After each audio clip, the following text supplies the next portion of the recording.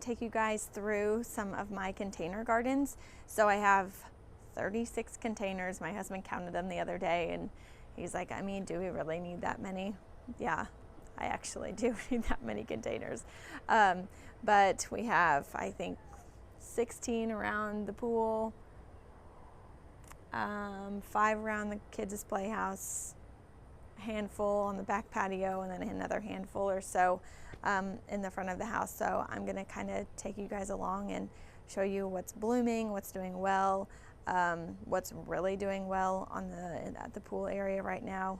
That started out a little bit smaller, but it's doing good. So let's go and I'll take you guys around.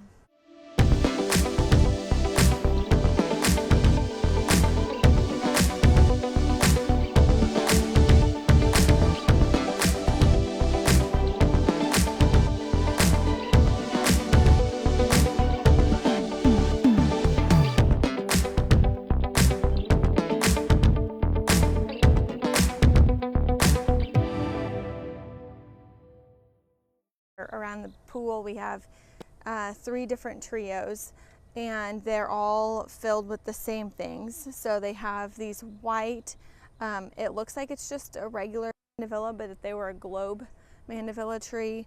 It had some lemon coral sedum, it has some vermillionaire that's tough to see. You could see it much better in a back trio, so I'll show you that in just a second. This was a mini Mandavilla tree globe as well. This one had some lemon coral sedum, can't see it anymore, as well as the pink cashmere supertunias, or superbenas, sorry. This is the new pink cashmere. This is new, that came out this year. It is in a ton of my containers, you will see, and it's just thriving. It does so well. And then I have a Vista fuchsia, a sago palm, and then lantana. If you guys have done lantana and it's early in the season, probably mid-June, early June, and you're like, it's just, I don't know, it's just not doing that great, it's not growing very big, give it a month. It thrives on that desert-like heat, and it just does really well right now in the summertime. So I love that. It was so small for a while, but it's really taken off, and I'll show you like a close-up of all of this as well. So let's move on to our umbrella containers here in just a second. Here we have one of our umbrella containers. So this is just like a square planter. They're just off Amazon, but they come with the umbrella holder in the center of it. And these I just kind of throw a mixture of whatever I have going on in my other containers to kind of pull that color in over here as well. We did some sun patience, and again we have that Superbena pink cashmere that's just done really well. I have the Vista fuchsia petunias in here, the supertunias, and they're doing okay. The sun patients are doing okay. These aren't my favorite containers, but again, it just brings the color, it brings the same vibe that all my other containers kind of over here as well. So it just kind of, I like to keep my containers cohesive in the spaces that they're in, and actually throughout kind of my entire yard. I like to keep things more cohesive and uniform. So if I'm picking one plant like the Superbena pink cashmere, you're going to see that all over. I chose pink this year, and we kind of stuck with that. So this next to me is again another trio, and you can see this lantana here is doing so well. And again, I'll have to show you the vermillionaire in the back one because it's just doing really good.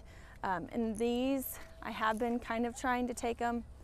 This is the tree, just the globe, and I'll try to kind of wrap them around to get them to go around the fence. But I think if I want to do that, I'm going to need to do more of just the regular Mandavilla island trellis. I have them on teepees, and you'll be able to see those better here in just a second.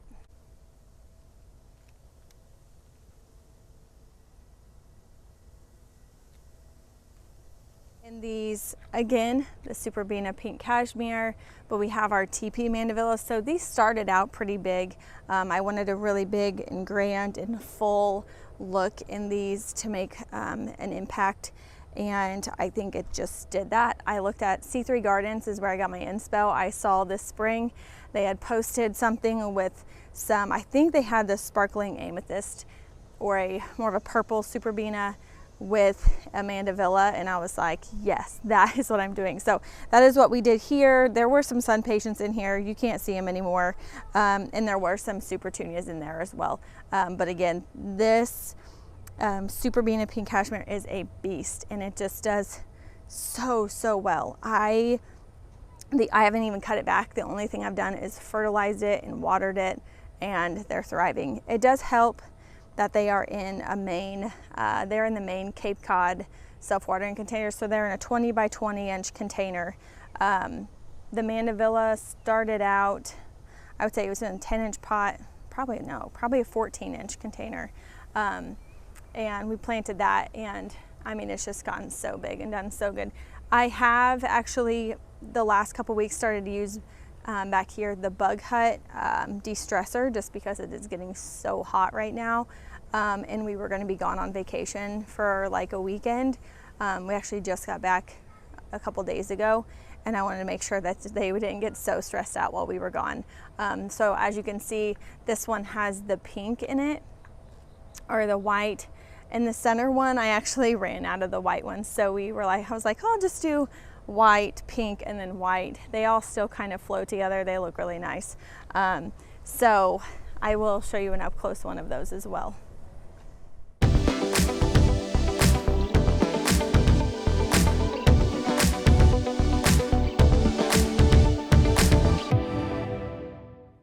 Okay, so this is the tabletop planter that I have. It has a diamond snow euphorbia in it. I like the diamond frost when I'm mixing it with in a hanging basket combination, but I feel like your diamond snow is going to stay more fluffy. It's going to stay more compact and give you more of an impact of a look than what the diamond frost is going to do. And then I have some sun patients in here and 2 of the lemon coral sedum. This is a pretty large tabletop pot. I've always heard, and Carmen Johnson will always say, small pots are crock pots, and they really are, guys. You just really want to make sure that any tabletop containers you have do contain quite a bit of soil, or you're not putting so much in it. I mean, this is probably a 10 inch, 12 inch pot. But I did pick things that are a little bit more drought tolerant as well, that can handle if it does get a little bit hot, a little bit dry. So just be mindful of what you're planting in your tabletop containers and how much you're putting in them, and that you're staying on top of watering them if you do choose to pick a smaller container for those. So I'm gonna bring you back to this last trio by the pool here, and it's gonna contain the same things, but I'm gonna be able to show you that sago palm. That looks so good right now. So let's take a look at that one. And these other containers, because it's the same as the other ones. So a bunch of those Mandavilla globes, the Superbena pink cashmere, but you can see the lantana is really showing off in this one. And then you have that vermillionaire that is really doing so good in these. And then this one here is that sago palm. And I really honestly think the only difference that these containers have that is in their favor more than those is these are in the aquapots, the traditional Jack Barnwell, Michael Carr aquapots, the heavy resin ones, the ceramic ones. And I fill those once a week, and I truly think that that's why these are doing so much better. Not that those have ever dried out or anything like that, but I just think that's that water source that's always there for them. And I put the fertilizer in the whenever I fertilize them, I don't fertilize these on top, I fertilize them in the reservoir. So I'll put the fertilizer down in the reservoir with the water, and so the roots are soaking that up. So I think that also plays a huge part in why they look so much better. But I just love that vermillionaire. I'm telling you, the hummingbirds are loving this one. So if you are on the hunt for a good hummingbird plant, pollinator plant, add that one to your list. I'm going to take you guys over now to the kids' playhouse. They have a few things. They picked all of these out, so it's not my doing as far as combos go, but I appreciate their creativity. So let's go check them out. Our YouTube video, our last YouTube video, you would have seen this playhouse a little bit. We talked about it. We're moving it, we're painting it, doing all the things. So, but this is the container combos that they chose this year. This one has that Hoopla Vivid. It has some really pretty pink bacopa, some lemongrass, which I kind of appreciate them putting that out there because this tends to always be mosquito driven or very attracted by mosquitoes out in this space, and they haven't complained a whole lot about it as much as they have in years past. They did pick my favorite Superbena. This is the Superbena Amethyst. I do rave about the pink cashmere, but for whatever reason, the variegated purple colors, I just have my heart. I put them in every year. I've been putting them in, I don't know, my containers for the last 5 years or so. And then it has some little daisies in there. This is the Stormburst Superbena, another really, really beautiful one. And it has some Nemesia in there. It did, but it kind of got overtaken by the Superbena. And then we have down there is just a combo of different, I think it's the black cherry Supertunias and then the fuchsia Supertunias as well. And then this one, I do really like this one. I would have never put this together, but this is the Santa Cruz Begonia. They have a Dragonwing Begonia in there, the Lovey-Dovey Supertunia, and some pink bacopa in there again. So that is your playhouse flowers, and I think they did a really good job. I'm trialing this one actually, this combo. So next year, every year I do cone containers, cone hanging baskets at the store, and I like to trial them the year before to see if I'm gonna like it or not. And this is the shade variety that I'm trialing. It has the Tyrannia Purple and then the Rockapolco, I believe it's the rose color. I'll have to double check that. But it's one of the Rockapolco Impatiens, the double Impatiens. It's a big, big seller for us if you haven't tried them. They're beautiful. They look like little roses and they're just so pretty.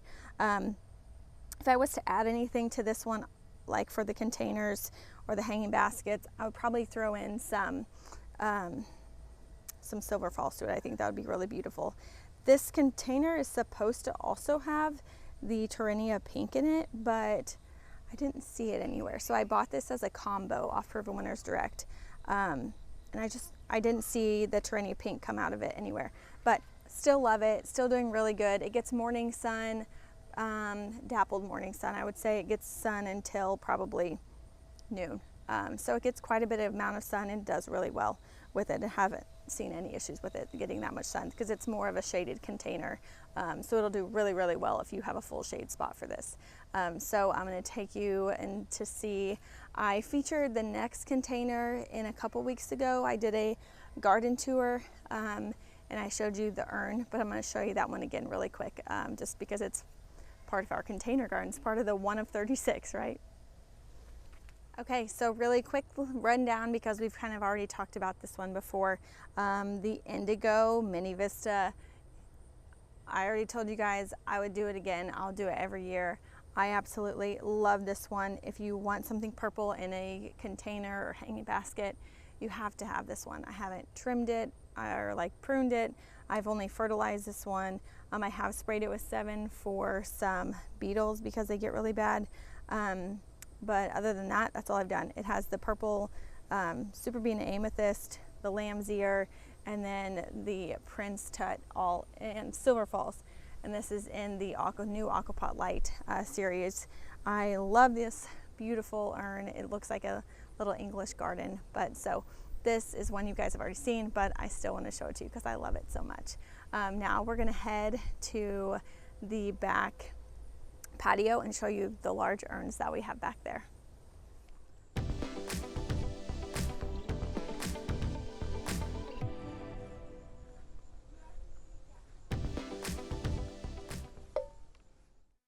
So that is all I have for you guys today. That wraps up round 1 of our container, video 1 of our container garden tour. Video 2, I am going to show you guys these urns here, our back patio containers, and then the front of the house. So we'll have a couple containers by the garage, our big fountain containers, and then the front porch. And you're also gonna see one of my fails of the year. So stay tuned and we will see you guys soon.